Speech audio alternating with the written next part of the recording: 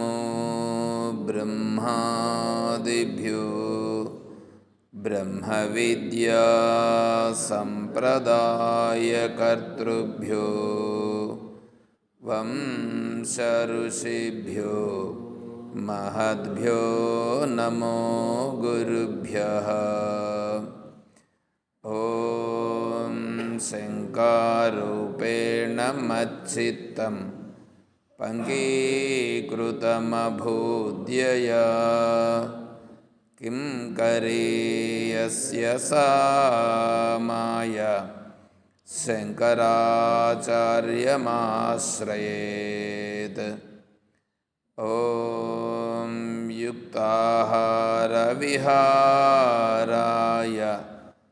विविक्तस्थलवासिने मलयाळयतीन्द्राय ब्रह्मनिष्ठाय ते नमः।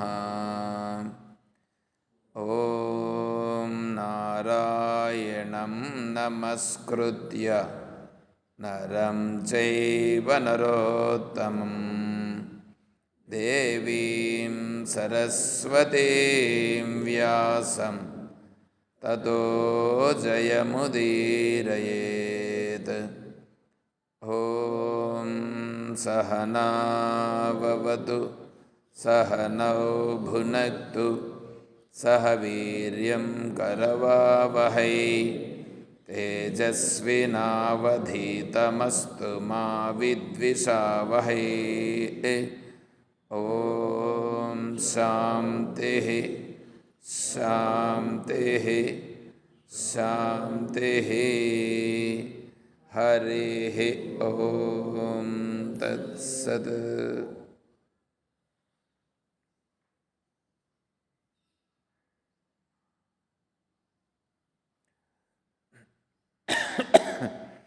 పరిపూర్ణ పరబ్రహ్మస్వరూపులకు ప్రియాత్మ బంధువులారా, ఓం.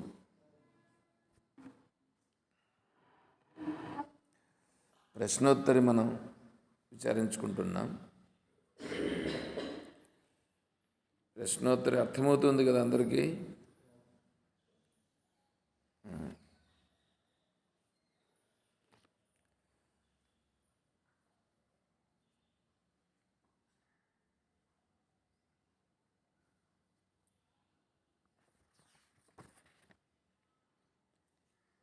को वा दरिद्रो हि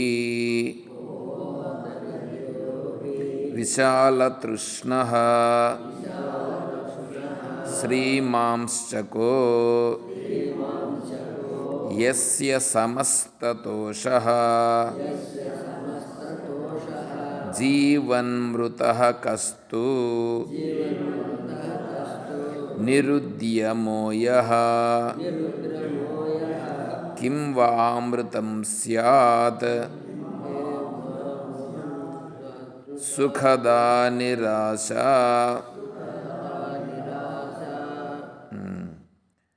దరిద్రుడనగా విశాల తృష్ణ కలిగినవాడు, విశాలమైనటువంటి కోరికలు. అంటే విశాలమైన కోరికలు ఉంటే వాడు దరిద్రుడు. మరి తక్కువ కోరికలు ఉండొచ్చునా అంటే దాని అర్థం అదే. విశాలమైన కోరికలు ఉండకూడదు, కోరికలు తక్కువగా ఉండాలి. ఏంటి తక్కువగా?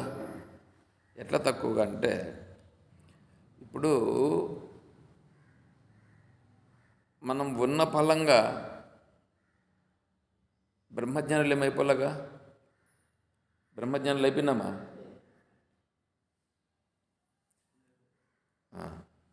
ఇప్పుడు బ్రహ్మజ్ఞానం పొందాలి అని అనుకోవడం కోరికే కదా. బ్రహ్మజ్ఞానం పొందాలనేది కోరికే. మోక్షం పొందాలి కోరికే. మోక్షం పొందాలనంటే నాకు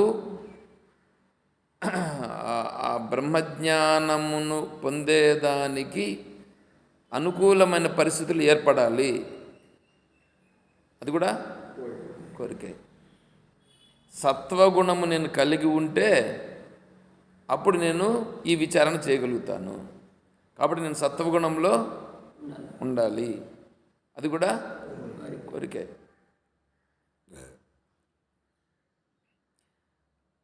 నేను రజోగుణంలో తమో గుణంలో పడిపోకుండా ఉండాలి, అది కూడా కోరికే. సంసారంలో ఉన్నాను, ఈ సంసారంలో నుంచి నేను బయటపడిపోవాలి, ఇది కూడా కోరిక. అవునా కదా? కోరికే. ఈ శరీరంలో ఉన్నాను, నేను ఈ శరీరము కాదు, నేను ఈ శరీరం కాదని నేను తెలుసుకోవాలి కదా, అది కూడా కోరికే. ఇది తెలుసుకోవాలంటే నా అంతటా నాకు కావడం లేదు, దీన్ని చెప్పేవాళ్ళు ఎవరన్నా ఉంటే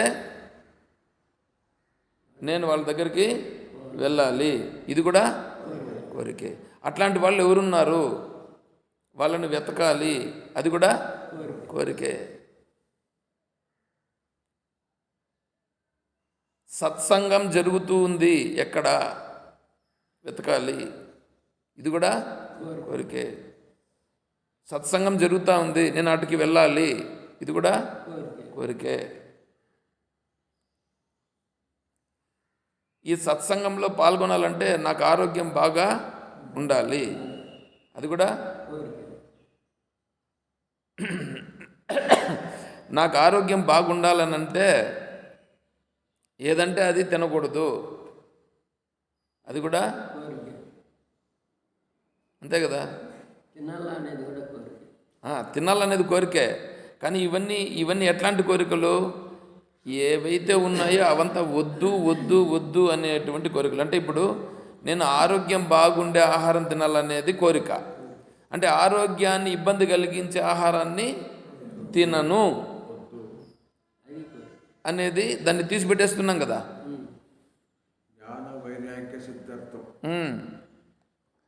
నోటితో అంటున్నాము. ఇప్పుడు ఇక్కడ అది నిర్ణయానికి వస్తున్నాం. అదే చెప్తాను ఇప్పుడు గురువు గారు. ఇక్కడ విశాల తృష్ణ ఉంటే వాడు దరిద్రుడు. అంటే కోరికలు వాడికి ఎట్లుండాయి? వాడికి బహిర్ముఖంగా ఉండాయి, బయట ఉండాయి. అంటే బయట ఉండే విషయాలు కావాలని ఉండాయి. బయట ఉండే విషయాలు కావాలనంటే వాడు దరిద్రుడు. బయట ఉండే విషయాలు కాకుండా అంతర్ముఖంగా ఉండేటువంటి ఆత్మస్వరూపాన్ని గురించి తెలుసుకునేదానికి ఏవేవైతే అవసరమో వాటినందరినీ పొందాలనుకునేది కూడా ఇది కోరికలే. అయితే ఇప్పుడు ఈ కోరికలు ఉండాలి, ఆ కోరికలు ఉండకూడదు. ఆ కోరికలు పట్టుకుంటే ఏమవుతాము? బంధంలో పడిపోతాం. ఈ కోరికను పట్టుకుంటే బంధంలో నుండి బయటపడతాం, బంధం నుంచి బయటపడతాం. చూడండి ఎట్లా ఉందో, అంతా కోరికలే.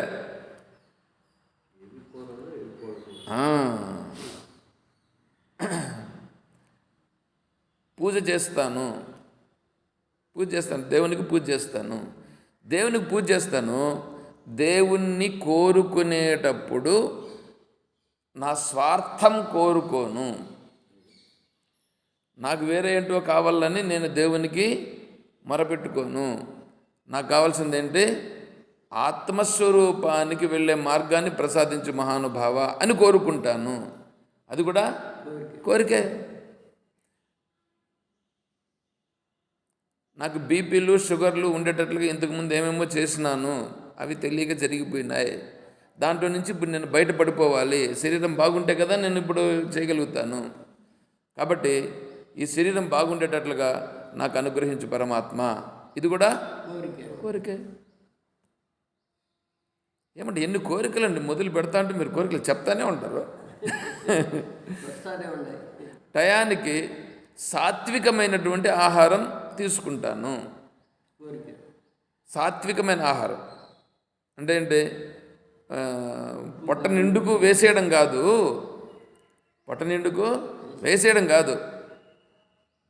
దాన్ని దాన్ని ఏమంటారు, ఆరోగ్యమును కలిగించే ఆహారమును మాత్రము తీసుకుంటాను.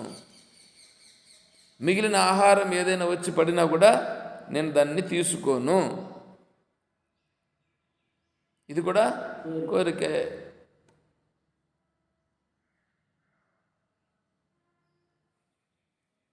చెవులు బాగా వినిపించేటప్పుడు నేను వినలేదు, ఇప్పుడు వినాలనుకుంటున్నాను. వినిపించట్లేదు, పరమాత్మ వినిపించేటట్లుగా చెయ్యి. కోరిక. ఏమండి, నేను చెప్పేది ఏమన్నా ఇబ్బంది ఏమన్నా ఉందా? కన్నులు ఒకప్పుడు చూడలేదు, నేనేమేమో చూసినా. ఇప్పుడు నేను శాస్త్రాన్ని చూడాలని అనుకుంటే కన్నులు కనిపించట్లా. పరమాత్మ నాకు కనిపించేటట్లు చెయ్యి. కోరికే. శాస్త్రాన్ని అధ్యయనం చేద్దామనంటే నాకు ఇంతవరకు సమయం వేరే వేరే వాటిలంతా గడిపేసిన, ఇష్టం వచ్చినట్లు టైము నేను ఊరికే వేస్ట్ చేసిన. ఇప్పుడు నేను శాస్త్రాన్ని అధ్యయనం చేసేటట్లుగా నేను చేస్తాను. నేను అధ్యయనం చేసేటట్లుగా నాకు శక్తిని ఇవ్వు పరమాత్మ. ఇది కూడా కోరికే.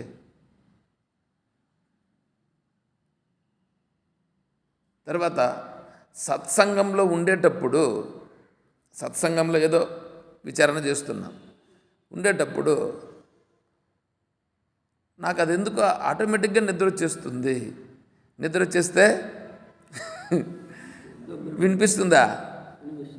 నిద్ర వచ్చినప్పుడు వినిపిస్తుందా? ఆటోమేటిక్గా వెళ్ళిపోతాం. కాబట్టి నాకు నిద్ర రాకుండా ఉండేటట్లుగా అనుగ్రహించు. ఇది కూడా ఏందో స్వామి చెప్పుకొని పోతా ఉంటాడు, నాకేందో అర్థం కావట్లేదు. అది ఏందో ఈయన ధ్యానం అంటాడు, జపం అంటాడు, ఓంకారం అంటాడు, శరీరం ఉందంటాడు, శరీరం నేను చూస్తున్నాను అంటున్నాడు. అది ఏందో నాకేం అర్థం కావట్లేదు. ఆయన ఏందో చెప్తా ఉన్నాడు, అదేందో నాకు అర్థమయ్యేటట్లుగా చెయ్యి, అనుగ్రహించు. ఇది కూడా ఏమండి, పుట్టలు పుట్టుకొని వస్తాయి కోరికలు.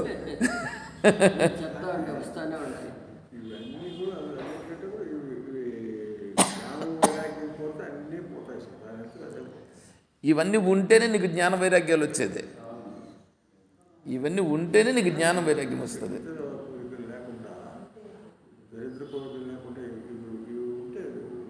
అదే కదా ఇప్పుడు నేను చెప్తాను. అదే ఇక్కడ విశాల తృష్ణ ఉండకూడదు అని అంటున్నాడు. దరిద్రుడు కాకుండా ఇప్పుడు వీడికి ఇవన్నీ కోరికలు ఉండాలని వద్దా? ఇప్పుడు నేను పొద్దున్నే ఆశ్రమానికి రావాలంటే 6:30కు క్లాసు, 6:15 ఇటుకు వచ్చేయాలి. 6:15 రావాలి కదా. పొద్దున్నే చలి కదా. ఇప్పుడు ఈ చలికి లేచేదానికి ఎట్లవుతుంది చెప్పండి? లేచేదానికి ఎట్లవుతుంది? నీళ్ళు ఎట్లుంటాయి? చల్లగా ఉంటాయి. ఈ శరీరం ఏమో సరిపోదు, ఈ చలికి బయట పోయేదానికి అంగీకరించదు, తట్టుకోలేదు. అయినా సరే పోవాలని అనుకుంటున్నాను. దానికి కావాల్సిన ఓర్పు, శక్తి కావాలి కదా, ధైర్యం కావాలి కదా. ఆ ధైర్యాన్ని నాకు అనుగ్రహించు, అది దృఢముగా ఉండేటట్లుగా నాకు అనుగ్రహించు. నేను అటుకు పోయిన తర్వాత ఏమి జరిగిందో ఏందబ్బా, ఏమి నాకు అర్థం కాలేదు, ఎందుకు ఊరికే పోయేది అనే భావన కలిగి నేను ఒకసారి నిలిచిపోయేదానికి అవకాశం ఉంది. అట్లా లేకుండా నేను దాన్ని తెలుసుకునేటువంటి బుద్ధిని నాకు అనుగ్రహించు. కోరిక.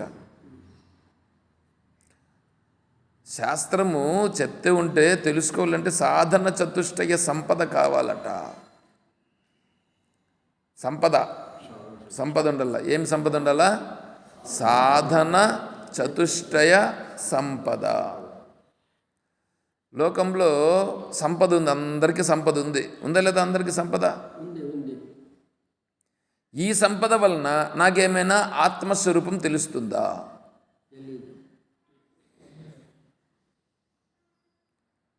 న కర్మణా న ప్రజయా ధనేన త్యాగే నైకేనామృతత్వమానసు. ఆత్మతత్వము తెలియాలనంటే నా కర్మణ, కర్మ చేస్తే ఆత్మస్వరూపం ఏమైనా తెలుస్తుందా?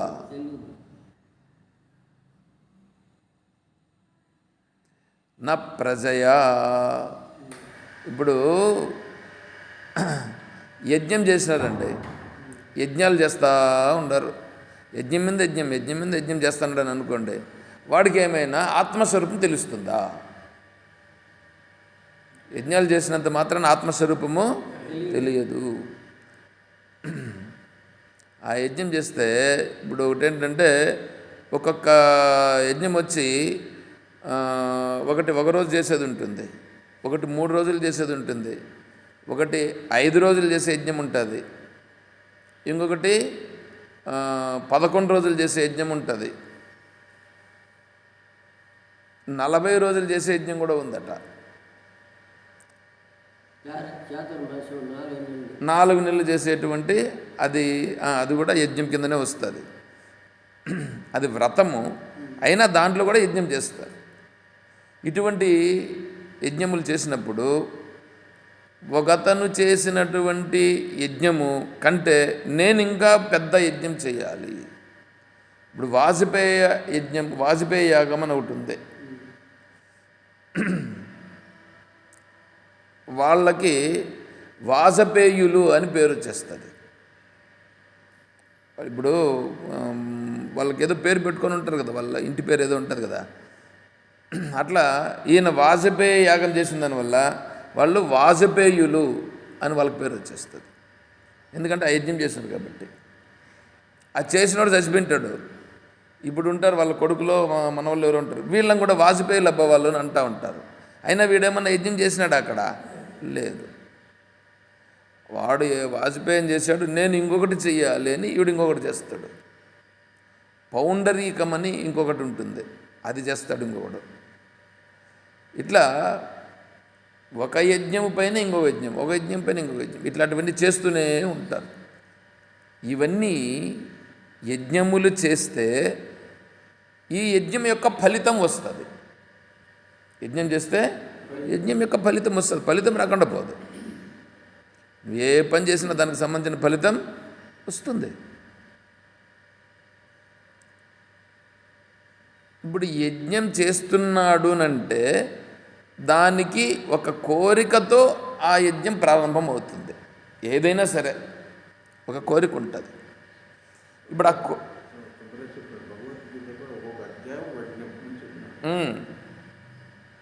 ఇప్పుడు వీడు స్వర్గం కావాలని అనుకున్నాడు, దానికి సంబంధించిన యజ్ఞం ఒకటి ఉంటుంది. స్వర్గం కావాలనుకొని చేసే యజ్ఞం వేరే, పుత్రులు కావాలనుకొని చేసే యజ్ఞం వేరే, వర్షం కావాలనుకొని చేసే యజ్ఞం వేరే, శత్రువులు ఉండరనుకో, శత్రువుల నాశనం కావాలనుకొని చేసే యజ్ఞం వేరే, తనకు జయం కావాలని అనుకో దానికోసం చేసే యజ్ఞం వేరే. ఇప్పుడు వీళ్ళు రాజకీయ నాయకులు ఉండారే, ఈ ఎలక్షన్కు నామినేషన్ వేసేసి వచ్చి యజ్ఞం చేస్తారు. ఎందుకు? ఎలక్షన్లో నెగ్గాలని చేసే యజ్ఞం వేరే. చూడండి, ఆరోగ్యం బాగుపడాలని చేసే యజ్ఞం వేరే. చూడండి, అన్నింటికీ యజ్ఞములు ఉన్నాయి. నీ కోరికను అనుసరించి ఆ కోరిక తీరేదానికి చేసే యజ్ఞం అది ఉంటుంది. శ్రీరామచంద్రుల వారిని జయించాలి అనంటే ఇంద్రజిత్తుకి సాధ్యపడుట లేదు. ఇంద్రజిత్తుకి సాధ్యపడలే. ఆయన ఇంద్రుని జయించినాడు, ఇక్కడ వచ్చేటప్పటికి రామలక్ష్మణుల్ని జయించలేకపోతున్నాడు. ఏం చేయాలి? ఆయనకేం అర్థం కాల. అందుకని ఇప్పుడు ఏం చేశాడంటే, మామూలుగా యజ్ఞం చేస్తారు వాళ్ళు, అప్పుడు పోయి కూర్చొని చేశాడట యజ్ఞం. అదేదో యజ్ఞం పేరుండదు.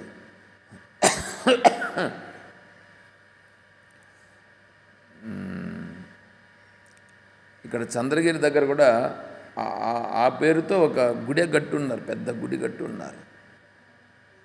ఏదో నాకు గుర్తు రాలేదు. చండీ హోమం లాగానే అది కూడా ఒక యజ్ఞం ఉంది. ఆ యజ్ఞం చేస్తున్నాడు. ఆ యజ్ఞం చేస్తుంటే విభీషణునికి తెలిసింది విషయం. ఆ యజ్ఞం కన్నా చేస్తే పూర్తయితే అతనిని రామలక్ష్మణులు జయించలేరు. ఓం రామలక్ష్మణులను జయించలేడు. కాబట్టి ఇప్పుడు ఏం చేయాలా అంటే ఆ యజ్ఞము పూర్తయ్యే లోపల ఆ యజ్ఞమును పూర్తి కానివ్వకుండా విఘ్నమయ్యేటట్లు చేయాలి. చేస్తే అప్పుడు రామలక్ష్మణులకు జయం, లేకపోతే ఇంద్రజిత్తుకి జయం. చూడండి ఎట్లా ఉందో.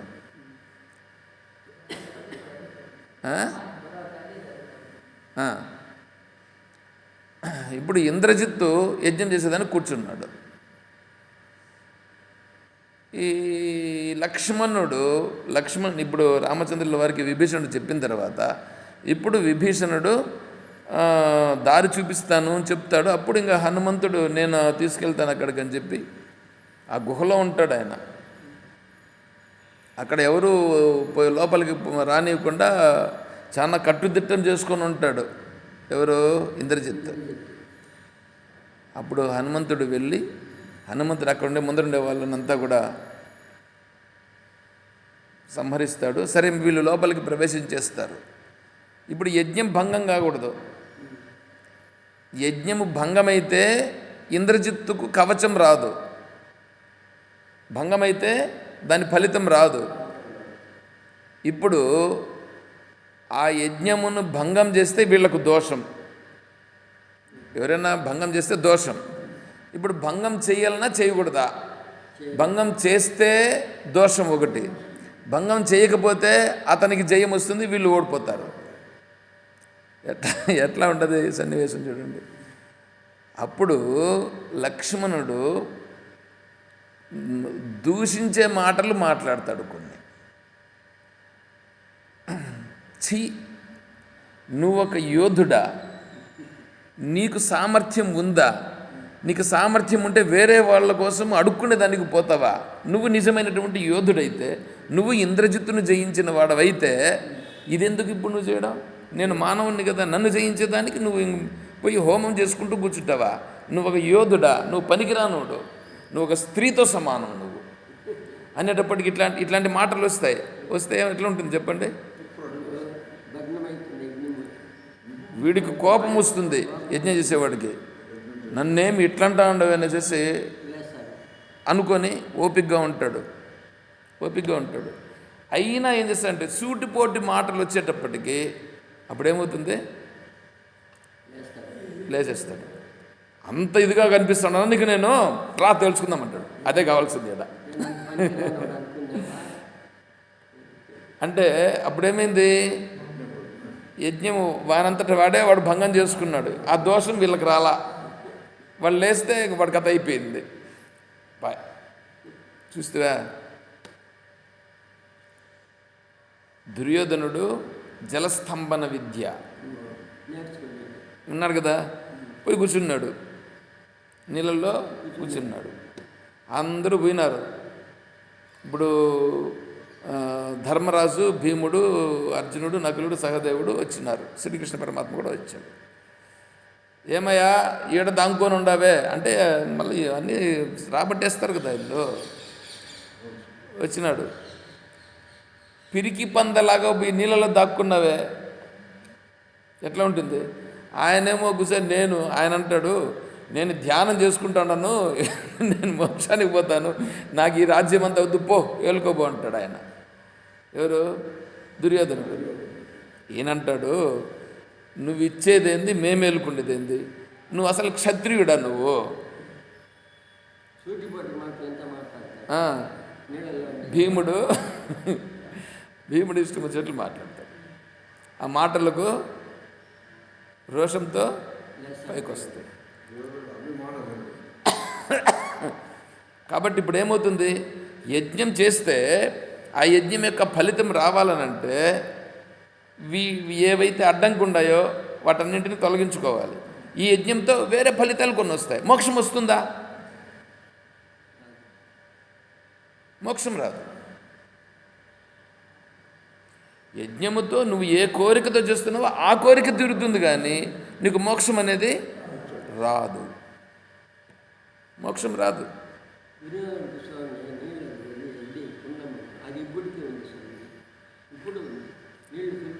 మీరు చూసి వచ్చినారు కదా, చాలా సంతోషం. మిమ్మల్ని మేము చూసినాం. కాబట్టి ఏ పని చేస్తే ఆ ఫలితం వస్తుంది. నీకేం కావాలి? నీకేం కావాలి? మోక్షం కావాలా? మోక్షం కావాలంటే ఏం చేయాలి? మోక్షం అంటే ఏమి? పొందేది అనుకో. రానమ్మ గారు కూడా వచ్చారు కాబట్టి 2 మాటలు చెప్తాం. పొందేది అని అనుకో. నా దగ్గర ఇప్పుడు 1,00,000 రూపాయలు లేదు. అంతెందుకండి, నేను సన్యాసం తీసుకోలేదు ఇంకా. అంటే ఇప్పుడు నేను సన్యాసం తీసుకున్నానా? ఇప్పుడు లేదు కదా. అంటే ఇప్పుడు నా దగ్గర లేదుగా సన్యాసం. ఇప్పుడు లేదు. లేనటువంటిది నేను ఇంకెప్పుడు పొందుతాను. అంటే లేనిది పొందుతున్నానండి. లేనిది పొందితే అదేమవుతుంది? అది ఎప్పుడు ఉంటుందా?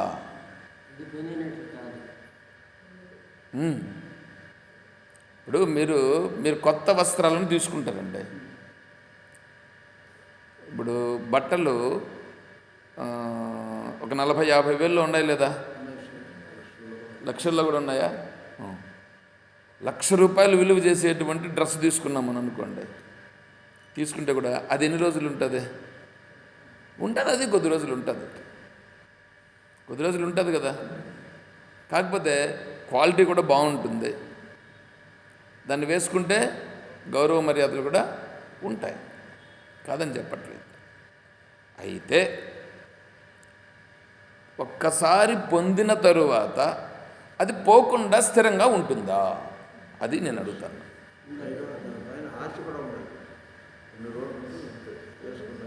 నువ్వు ఏదైనా ఒకటి నీ దగ్గర లేనిది పొందితే అదేమవుతుంది?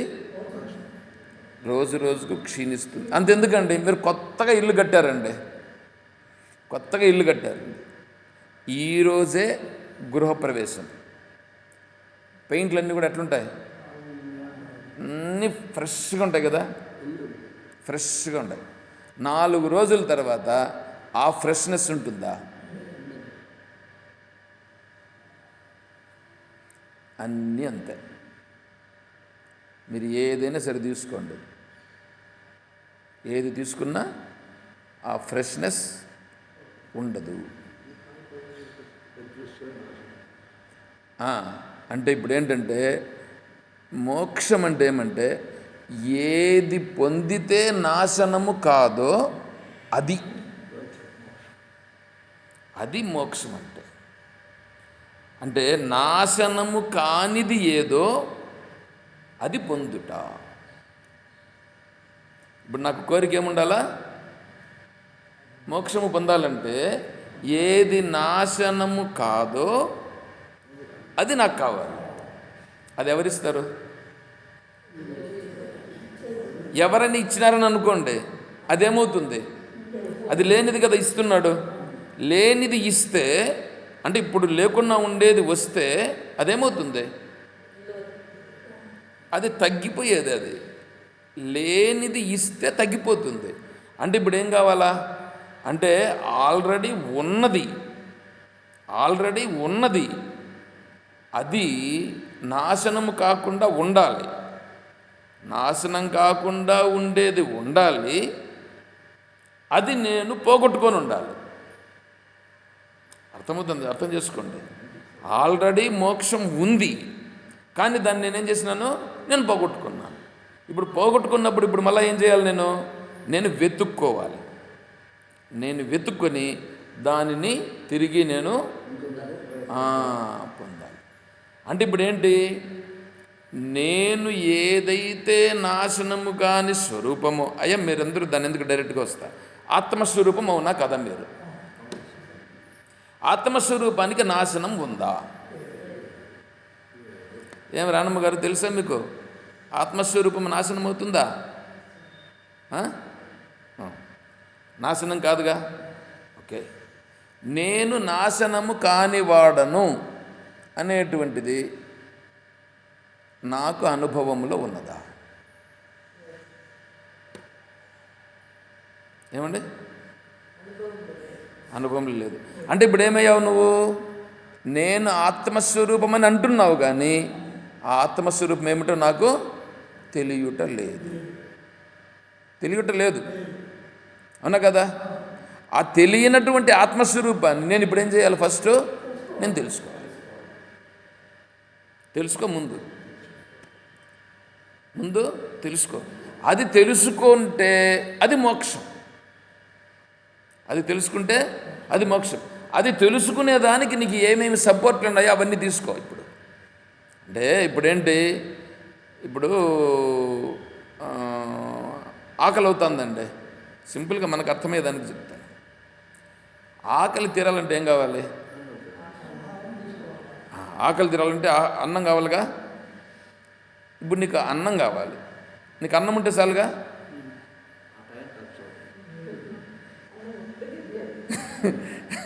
అంటే అన్నం కావాలంటే, నీకు అన్నం తినాలంటే నీకేం కావాలా?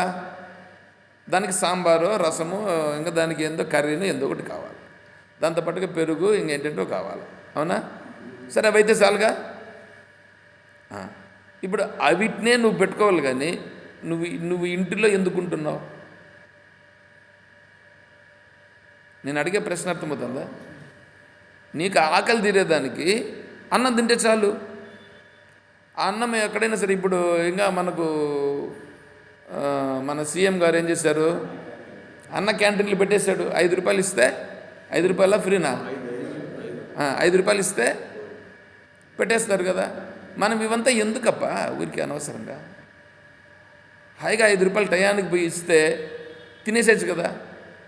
ఆకలి తిరిగిపోతుంది కదా. అట్లా ఉన్నామా?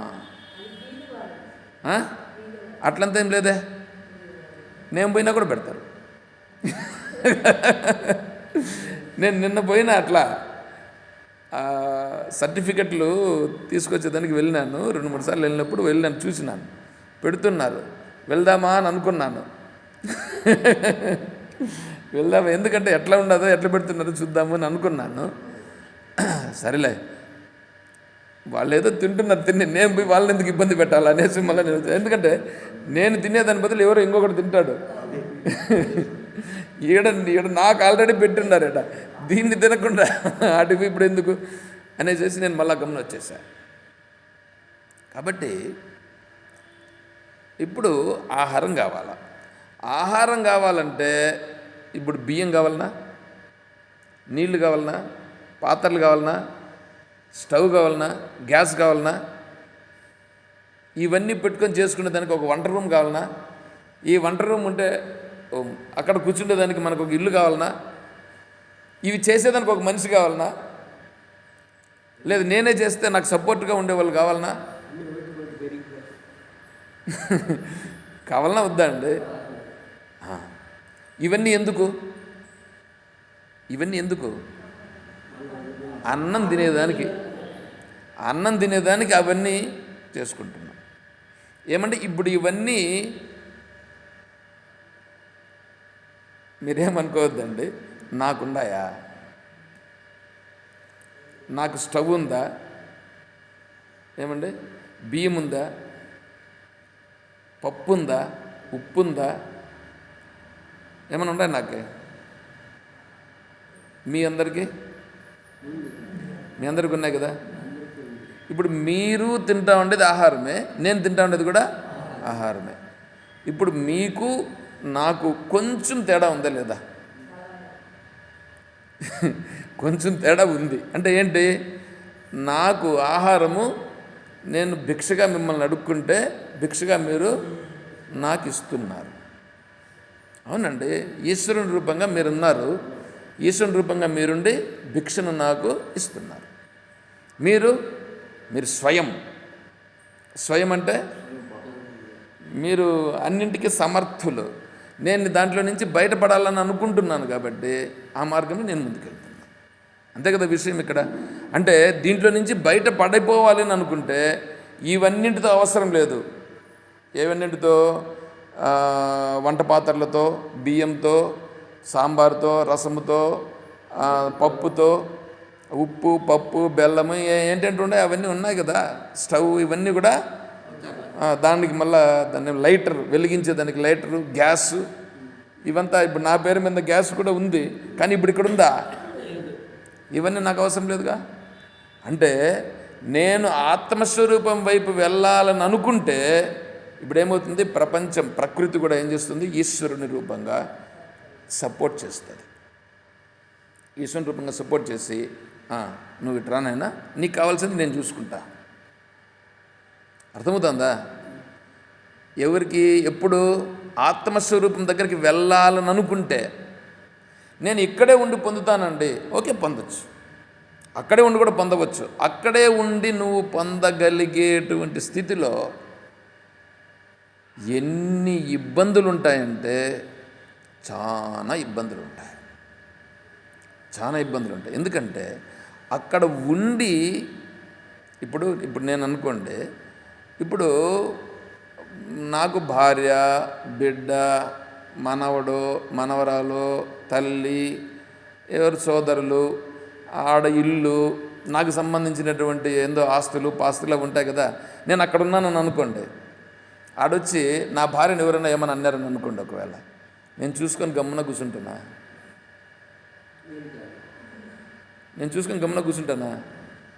నా భార్య ఏమంటుంది అప్పుడు? నువ్వు ఒక మొగడా, నువ్వు నాకు మొగుడా, నువ్వు అంటారండి. ఎందుకంటారు?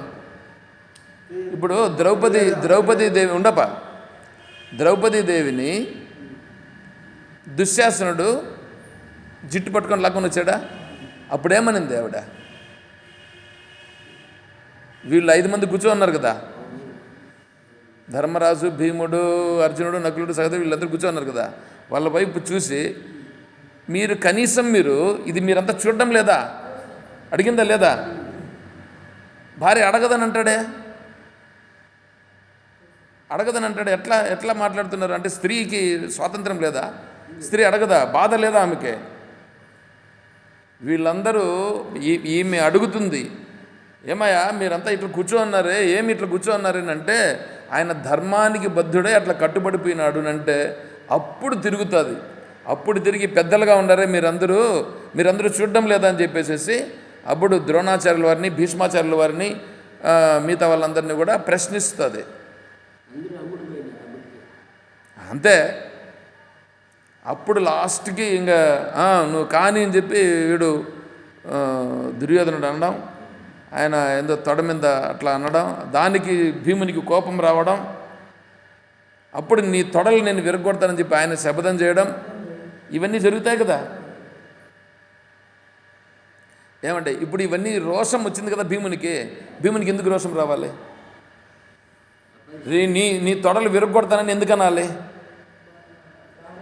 ఆమె ఉండేది భార్య, ఆమెకు నాకు సంబంధం ఉంది, ఆమెను నువ్వు అంటూ ఉంటే నేను తట్టుకోలేను అని కదా ఇప్పుడు వచ్చింది. అక్కడ వచ్చిందా లేదా? ఇప్పుడు నేను కూడా అలాగే ఉంటే అక్కడేమన్నా జరిగితే నేను వికారం చెందకుండా ఉండగలనా? కష్టమన్నా కదా. చూడండి, అదే ఇప్పుడు అనుకో ఏమీ లేదు, ఏదో గలాట పడుకుంటున్నారు, రోడ్లో ఎవరెవరు గలాట పడుకుంటున్నారు, నేను రూమ్లో కూర్చోన్నా, హాయిగా ఉన్నాను, నేనేమన్నా ఇబ్బంది పడతానా?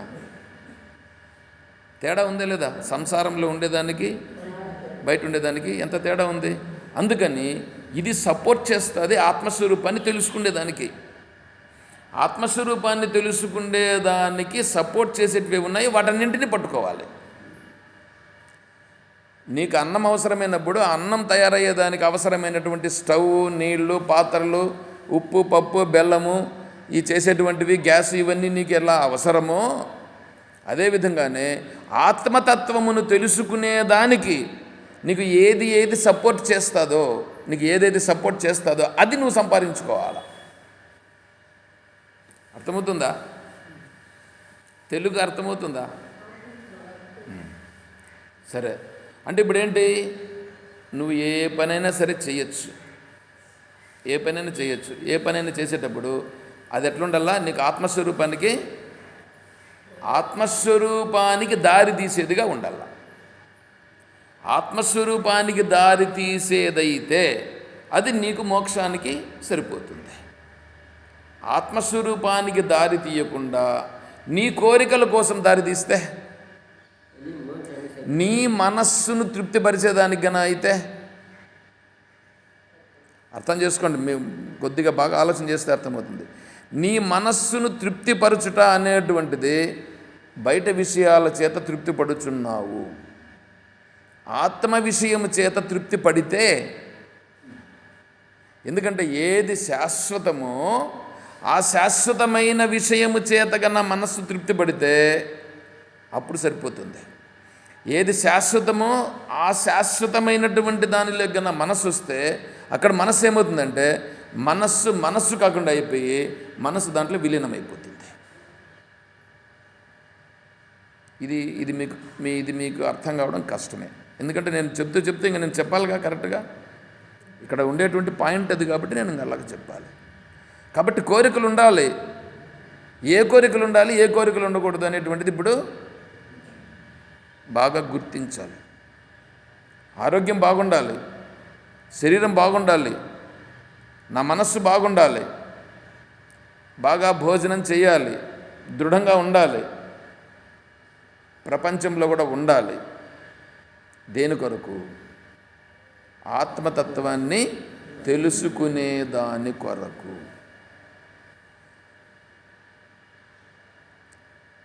వశిష్ఠ మహర్షుల వారు రామచంద్రుల వారికి ఒక మాట చెప్తాడు. అత్రాహారార్థం జీవసంధారణార్థం. అయ్యా నువ్వు భోంచేస్తున్నావా అడిగాడు. భోంచేస్తున్నా. ఎవరైనా భోంచేయాల్సిందే కదా, రాముడైనా తినాల్సిందే, కృష్ణుడైనా తినాల్సిందే, ఆకలి అవుతుంది. నువ్వు భోంచేస్తున్నావు, భోజనం చేయాలంటే ఆహారం కావాలి కదా. ఆహారం కావాలంటే ఎక్కడి నుంచి వస్తుంది? అది ఊరికే వస్తుంది ఆహారం ఏమన్నా? ఆహారం కావాలన్నప్పుడు ఆ ఆహారం వచ్చేదానికి నిందితము కాని కర్మను చెయ్యి. కర్మ కుర్యాద్ ఆహారం, కర్మ కుర్యాద్ ఆహారనార్థం. నువ్వు చేసే పని ఆహారము కొరకు మాత్రం చెయ్యి. అంటే ఆహారమును సంపాదించుకునేదానికి సరిపోయేటువంటి కర్మను చెయ్యి. సరిపోయే కర్మ అంటే నిందితము కాని కర్మ, శాస్త్ర విహిత కర్మను చెయ్యి. కర్మ కుర్యాద్ ఆహారార్థం, అత్రాహారార్థం నువ్వు కర్మ కుర్యాత్ అంటే ఆహారము కొరకు కర్మ, ఆ కర్మ ఆహారం కొరకు. సరే, ఎందుకు తినాలి? జీవించేదానికోసం తినాలి. నువ్వు జీవించాలంటే నువ్వు ఆహారం తినకపోతే ఏమవుతావు? శరీరం క్షీణించిపోతుంది. శరీరం క్షీణించకుండా ఉండాలంటే తినాలి. నువ్వు అది తింటున్నావు. ఆ తినేది ఎందుకు అంటే జీవించే దానికోసం, అంటే ప్రాణ సంధారణార్థం, ప్రాణము నిలబెట్టుకునే దానికోసం. ఏమంటే ప్రాణం ఎందుకు నిలబెట్టుకోవాలి? చూడండి ఎట్లా ఉంది. ప్రాణము ఎందుకు ఉండాలి? తత్వజిజ్ఞాసనార్థం. తత్వజిజ్ఞాస అంటే తత్వము తెలుసుకునే దానికి ప్రాణం నాకు. ఆ తత్వము ఎందుకు? ఆ తత్వాన్ని నువ్వు ఎందుకు తెలుసుకోవాలి? తత్వజిజ్ఞాసనార్థం ఏన భూయో న జన్మ. నాకు తిరిగి జన్మ రాకుండా ఉండాలంటే తత్వము తెలుసుకోవాలి. ఆ తత్వం తెలుసుకోవాలంటే ప్రాణాలు ఉండాలి, ప్రాణాలు ఉండాలంటే ఆహారం తినాలి, ఆహారం తినాలంటే ఆ ఆహారానికి సరిపోయేటువంటి శాస్త్ర నిందితము కానటువంటి శాస్త్ర విహిత కర్మను చెయ్యాలి. చూడండి ఎట్లా వచ్చింది, ఒకదానికొకటి లింక్ వచ్చేసిందే లేదా ఇప్పుడు. కాబట్టి కోరిక ఉండాలి. ఏ కోరిక ఉండాలి? ఆత్మతత్వాన్ని తెలుసుకోవాలి. ఆ ఆత్మతత్వము నాశనము కాని ఆత్మతత్వాన్ని తెలుసుకోవాలనే కోరికతో చెయ్యాలి. ఏది చేసినా నువ్వు ఏమన్నా చెయ్యి. దేవునికి పూజ చేస్తున్నావు, చెయ్యి, కాదని చెప్పట్లే. ఎందుకోసం? యజ్ఞం చేస్తున్నావు, ఎందుకోసం? ఆ యజ్ఞము చేత నాశనము కాని తత్వం తెలుస్తుందా? నువ్వు పూజ చేస్తున్నావు, ఆ పూజ చేసేదాని వల్ల నీకు నాశనం కాని తత్వం తెలుస్తుందా? నువ్వు తీర్థయాత్రలకు పోతున్నావు, తీర్థయాత్రల వల్ల నాశనం కాని తత్వం తెలుస్తుందా? గంగానదిలో మునుగుతున్నావు, గంగానదిలో మునిగే దాని వల్ల నాశనం కాని తత్వం తెలుస్తుందా? ఇట్లాంటి ప్రశ్నలు నేను చాలా అడుగుతా.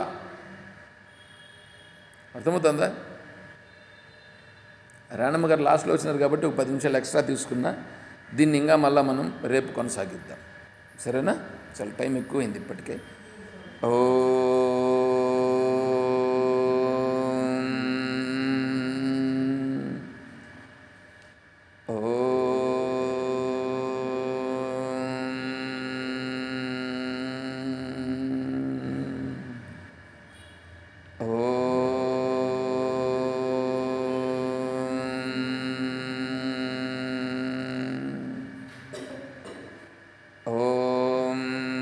असतो मा सद्गमय ॐ तमसो मा ज्योतिर्गमय ॐ मृत्योर्मा अमृतं गमय ॐ शान्तिः शान्तिः शान्तिः हरेः ॐ तत्सत् ॐ सर्वं श्री सद्गुरुचरणारविन्दार्पणमस्तु।